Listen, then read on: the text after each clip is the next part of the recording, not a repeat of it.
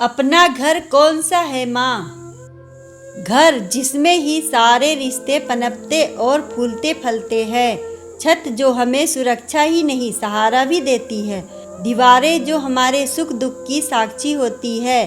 पर अफसोस सिर्फ ये है कि लड़की जो जन्म लेती है एक घर में और जिंदगी बिताती है दूसरे घर में, उसका ही घर कौन सा है ये बात वो नहीं समझ पाती है। रिया का पति अनुज के साथ कहा सुनी हो गई तो वो रूठ कर मायके आ गई। मायके आते ही उसके ऊपर प्रश्नों के बौछार होने शुरू हो गए। माँ बोली, बेटी झगड़ा तो हर घर में होता है, तो इसका मतलब नहीं कि तुम अपना घर छोड़कर यहाँ आ जाओ। पापा भी अलग ही तरह से अनुज का साथ देने लगे कि जरा जरा सी बात में दामाद जी से झगड़ा करने लगी तुमने ये भी नहीं सोचा कि हमारी क्या इज्जत रह जाएगी तुम्हारे ससुराल वालों के सामने। किसी ने रिया की तकलीफ जानने की न कोशिश की और न ही साथ निभाना जरूरी समझा। रिया की छोटी बहन सिया ने तेज से सबको डांट लगाई और रिया को अपने साथ अपने कमरे में ले गई। उसके लिए गर्मा गर्म कॉफ़ी और चिप्स ले आई। दीदी तुम आराम करो, सारी बातें बाद में करेंगे। रिया रो पड़ी और बोली, समझ में ही नहीं आया कि मैं इतनी पराई कब से हो गई कि अपने ही घर आने पर मुझे कटघरे में खड़ा कर दिया जाएगा। मम्मी भी समय की नजाकत समझते हुए रिया के पास आकर बैठी और बोली, बेटा तुम बताओ क्या हुआ है।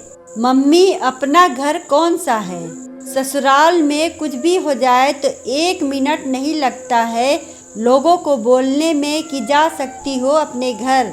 यहाँ आने पर आपने और पापा ने मेरी तकलीफ जानने के बजाय बिना सोचे समझे ये कह दिया कि मैं अपना घर छोड़कर क्यों आ गई।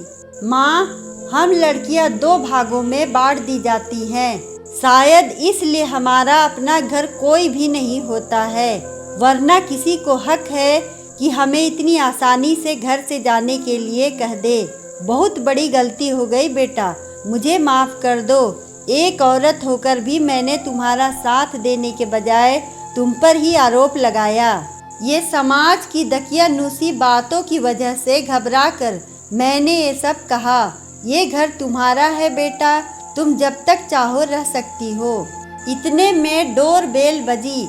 अनुज खूब सारी चॉकलेट लेकर दरवाजे पर खड़ा था। कहाँ है रिया? नमस्ते जीजाजी, दीदी मेरे कमरे में है। सिया ने अनुज का स्वागत करते हुए कमरे में ले गई। रिया मुझे माफ़ कर दो, मैं ऑफिस के कामों की वजह से बहुत परेशान था और सारा गुस्सा तुम पर निकाल दिया। चलो अपने घर, तुम्हारे बिना तो मैं उस घर की कल्पना भी नहीं कर सकता। रिया का गुस्सा भी अब तक शांत हो चुका था और अनुज का आकर उसे मनाना बहुत ही अच्छा लगा था उसे।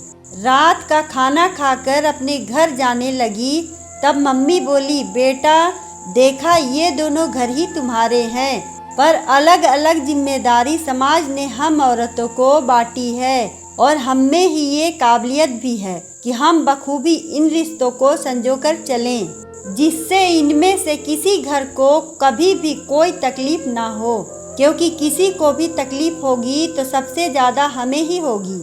हम कड़ी है दोनों घरों के बीच की। रिया और अनुज खुशी खुशी अपने घर लौट गए। अगर आपको हमारी कहानी अच्छी लगे तो वीडियो को लाइक करें, चैनल को सब्सक्राइब करें और कमेंट में बताएं कि आपको कहानी कैसी लगी। धन्यवाद।